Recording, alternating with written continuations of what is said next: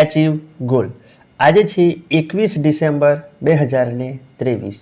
તો 21 December 2023ના current અફેરના જેટલા પણ ઇમ્પોર્ટન્ટ ક્વેશ્ચન બની શકે છે તે બધા આ વિડીયોમાં ડિસ્કસ કરીશું। દરેક પ્રશ્નના સંદર્ભમાં ઇમ્પોર્ટન્ટ ફેક્ટ પણ હું તમને જણાવીશ। તો પૂરો વિડીયો ધ્યાનથી જોવો। લાસ્ટમાં હું તમને એક ક્વેશ્ચન પૂછીશ જેનો જવાબ તમારે કોમેન્ટ બોક્સમાં જણાવવાનો છે। આજના વિડીયોની પીડીએફ ફાઇલ આજના વિડીયોના ડિસ્ક્રિપ્શનમાંથી ડાઉનલોડ કરી શકો છો। પીડીએફ તમે ટેલિગ્રામ ચેનલમાંથી પણ ડાઉનલોડ કરી શકો છો। ટેલિગ્રામમાં તમને બધી પીડીએફ એકસાથે મળી જશે। ટેલિગ્રામ ચેનલની લિંક ડિસ્ક્રિપ્શનમાં આપી દીધી છે, જ્યાંથી જોઈન કરીને તમે ટેલિગ્રામમાં જોઈન થઈ શકો છો। જોઈએ આજના પ્રશ્નો। પહેલો પ્રશ્ન છે, તાજેતરમાં લઘુમતી અધિકાર દિવસ ક્યારે ઉજવવામાં આવ્યો છે? તો તેનો સાચો જવાબ છે 18 ડિસેમ્બર। 18 ડિસેમ્બરે લઘુમતી અધિકાર દિવસ ઉજવવામાં આવ્યો છે, જે લઘુમતીઓના અધિકાર વિશે સન્માન અને તેના મૂલ્યોનો લોકોમાં જાગૃતતા ફેલાવવા માટે 18 ડિસેમ્બરે લઘુમતી અધિકાર દિવસ ઉજવવામાં આવે છે, જે 2023માં ઉજવવામાં આવ્યો, જેની થીમ છે સેલિબ્રેટિંગ ડાયવર્સિટી ઇન ઇન્ક્લુઝન। શું છે? સેલિબ્રેટિંગ ડાયવર્સિટી ઇન ઇન્ક્લુઝન આ એની થીમ છે। જે લઘુમતીઓનો અધિકાર છે, જે બંધારણમાં અનુચ્છેદ 29માં તેની જે આપેલું છે લઘુમતીઓનો અધિકાર, અનુચ્છેદ 29માં બંધારણમાં આપેલું છે, એ પણ તમારે ધ્યાન રાખવાનું છે। અહીંયા મેં તમને ડિસેમ્બરમાં જેટલા પણ ઇમ્પોર્ટન્ટ ડેઝ ઉજવવામાં આવ્યા છે તે બધા અહીંયા લિસ્ટ બનાવી દીધી છે સિક્વન્સમાં। તો તમે વિડીયો પોઝ કરીને બધા સિક્વન્સમાં રિવાઇઝ કરી લો, જેથી તમને એ બધા રિવાઇઝ થઈ જાય અને ડિસેમ્બરના બધા દિવસો યાદ રહી જાય। જોઈએ આગળનો ક્વેશ્ચન। તાજેતરમાં પ્રથમ સિનિયર નેશનલ સ્નૂકર ટાઇટલ કોણે જીત્યું છે? તો તેનો સાચો જવાબ છે સૌરવ કોઠારી। સૌરવ કોઠારીએ પ્રથમ સિનિયર નેશનલ સ્નૂકર ટાઇટલ જીત્યું છે। જોઈએ આગળનો ક્વેશ્ચન। તાજેતરમાં સમાપ્ત થયેલ ખેલો ઇન્ડિયા પેરા ગેમ્સ 2023માં કોણ ટોચ પર રહ્યું છે? તો તેનો સાચો જવાબ છે હરિયાણા। હરિયાણા તાજેતરમાં સમાપ્ત થયેલ ખેલો ઇન્ડિયા પેરા ગેમ્સ 2023માં ફર્સ્ટ નંબર પર રહ્યું છે। હરિયાણાએ ટોટલ 105 મેડલ જીત્યા છે, જેમાંથી 40 ગોલ્ડ છે, 39 સિલ્વર છે અને 26 બ્રોન્ઝ મેડલ જીત્યા છે। જ્યારે ઉત્તર પ્રદેશ એ સેકન્ડ નંબર પર રહ્યું છે। ઉત્તર પ્રદેશે ટોટલ 62 મેડલ જીત્યા છે, જેમાંથી 25 ગોલ્ડ મેડલ, 23 સિલ્વર મેડલ અને 14 જે છે એ તેને બ્રોન્ઝ મેડલ જીત્યા છે, અને આ રીતે તે ઉત્તર પ્રદેશ સેકન્ડ રહ્યું છે। તમને એવું પૂછવામાં આવે કે ખેલો ઇન્ડિયા પેરા ગેમ્સનું જે આયોજન ક્યાં થયું હતું? તો તેનું આયોજન નવી દિલ્હીમાં કરવામાં આવ્યું હતું। જે નવી દિલ્હીમાં આયોજન કરાયું હતું એમાં ફર્સ્ટ હરિયાણા રહ્યું છે અને બીજા નંબર પર ઉત્તર પ્રદેશ રહ્યું છે। હવે વાત છે હરિયાણાની, તો હરિયાણાનું કેપિટલ છે ચંદીગઢ। જ્યારે હરિયાણાના જે ચીફ મિનિસ્ટર છે મનોહરલાલ ખટ્ટર છે, જ્યારે હરિયાણાના જે ગવર્નર છે બંડારુ દત્તાત્રેય છે। કોણ છે? બંડારુ દત્તાત્રેય તેના ગવર્નર છે।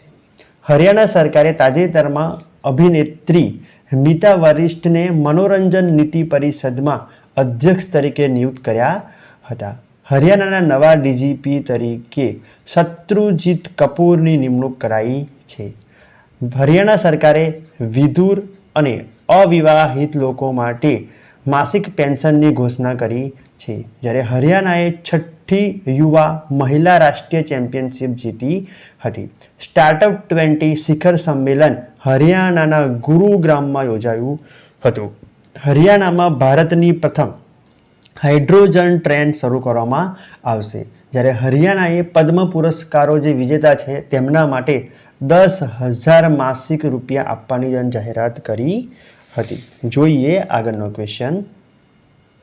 કયા દેશના શાસકના અવસાન પછી ભારતે એક દિવસનો રાજકીય શોક જાહેર કર્યો છે? તો તેનો સાચો જવાબ છે કુવૈત।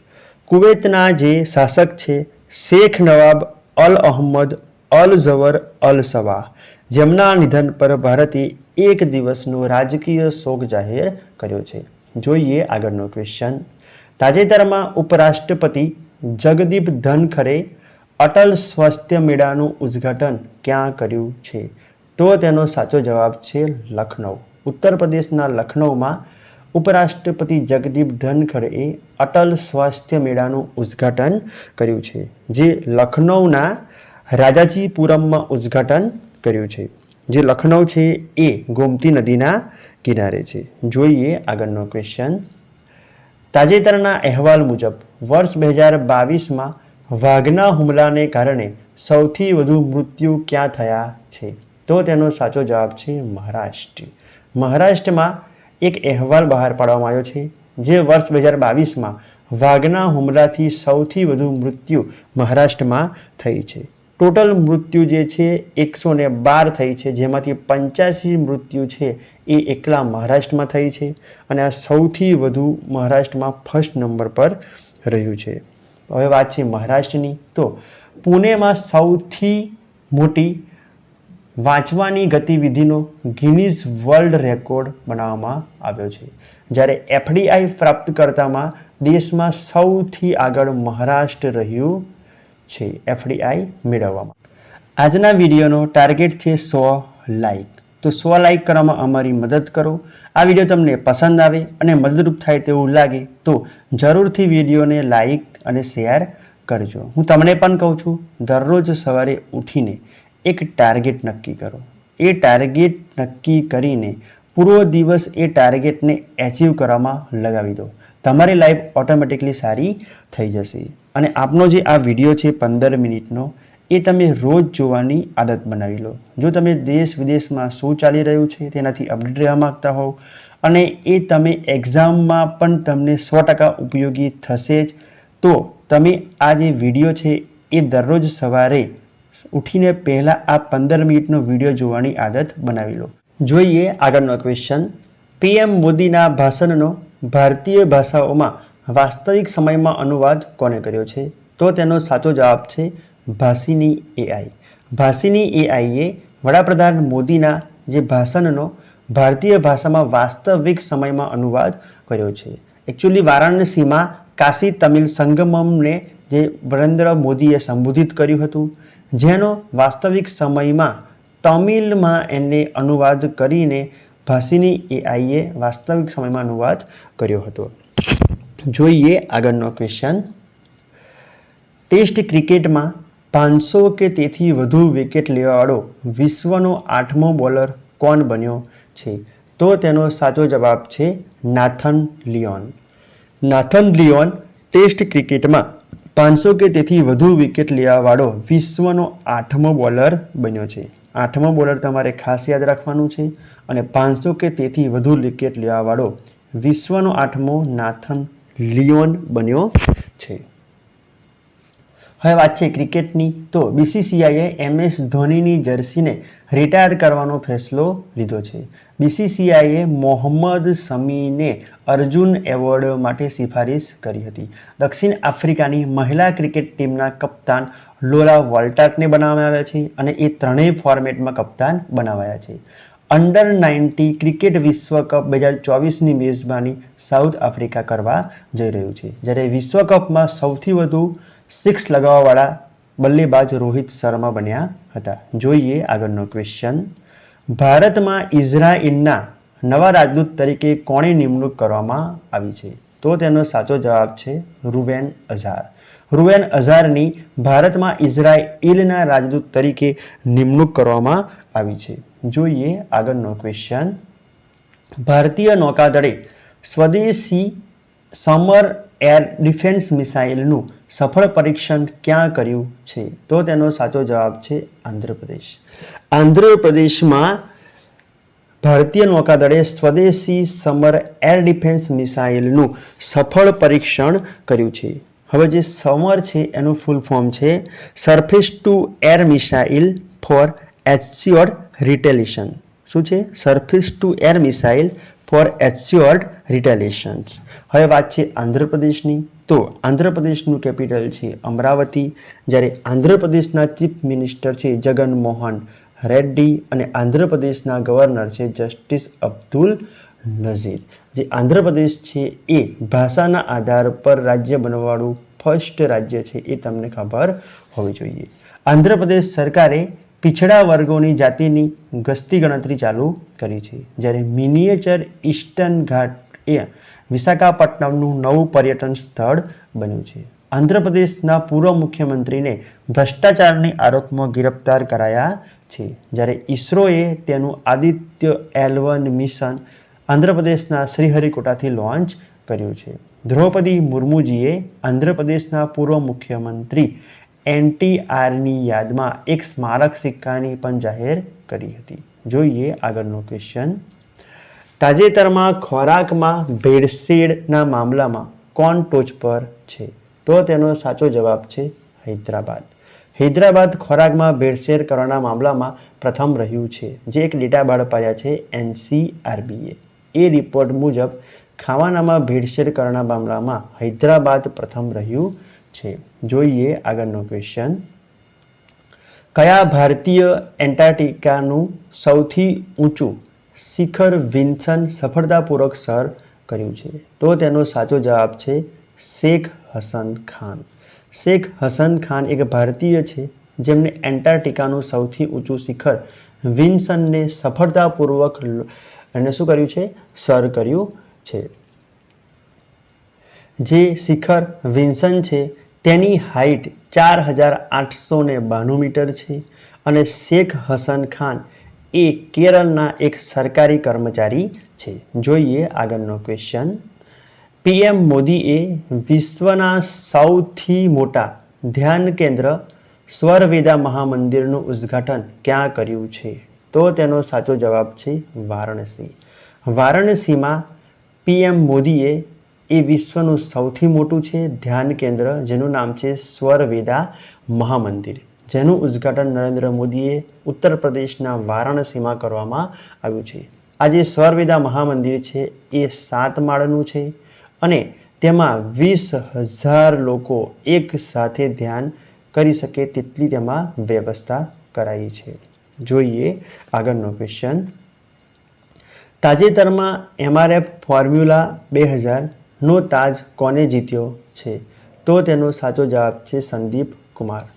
સંદીપ કુમારે MRF ફોર્મ્યુલા 2000નો તાજ જીત્યો છે. આ જે છે INRC Indian national racing championship Sandeep Kumar જેમને MRF ફોર્મ્યુલા 2000નો તાજ જીત્યો છે. જોઈએ આગળનો ક્વેશ્ચન. કયા દેશની ફિલ્મ ચિલ્ડ્રન ઓફ નોબડીએ KIFF ફેસ્ટિવલમાં શ્રેષ્ઠ ફિલ્મનો એવોર્ડ જીત્યો છે? તો તેનો સાચો જવાબ છે ઇઝરાયલ. ઇઝરાયલની એક ફિલ્મ છે ચિલ્ડ્રન ઓફ નોબડી જેને કલકત્તા ઇન્ટરનેશનલ ફિલ્મ ફેસ્ટિવલમાં શ્રેષ્ઠ ફિલ્મનો એવોર્ડ જીત્યો છે.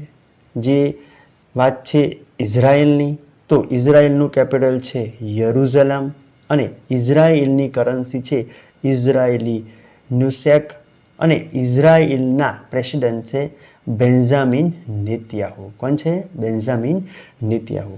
અને ઇઝરાયલની સંસદનું નામ ઘણીવાર ક્વેશ્ચનમાં પૂછાયેલું છે. એનું નામ છે નેસેટ. KNESSET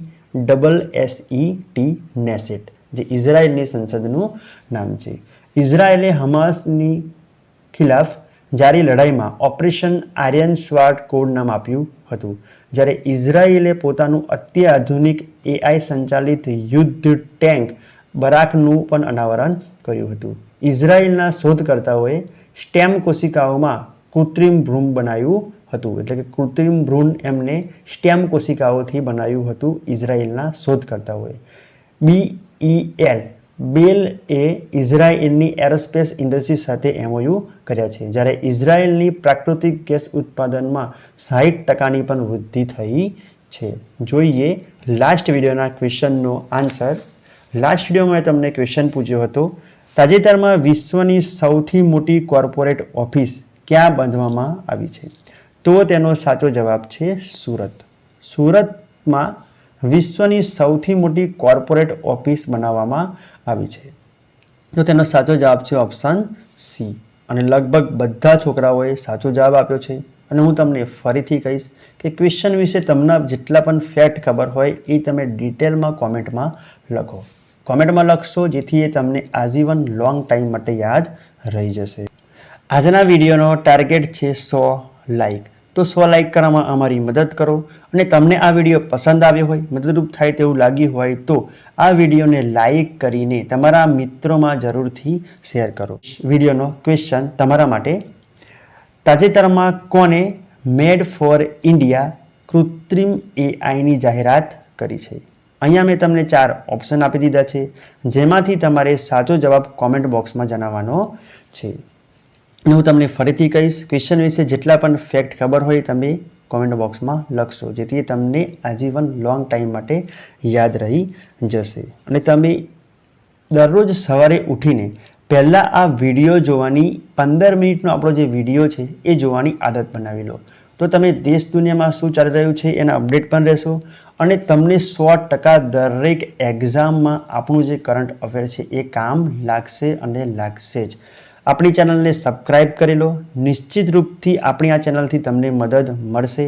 અને સબસ્ક્રાઈબ કરતી વખતે બનતા બેલ આઇકનને જરૂરથી ક્લિક કરજો, જેથી તમને કરંટ અફેરની દરરોજ વિડીયો મળતી રહે. Achieve goal always with you. Thanks for watching.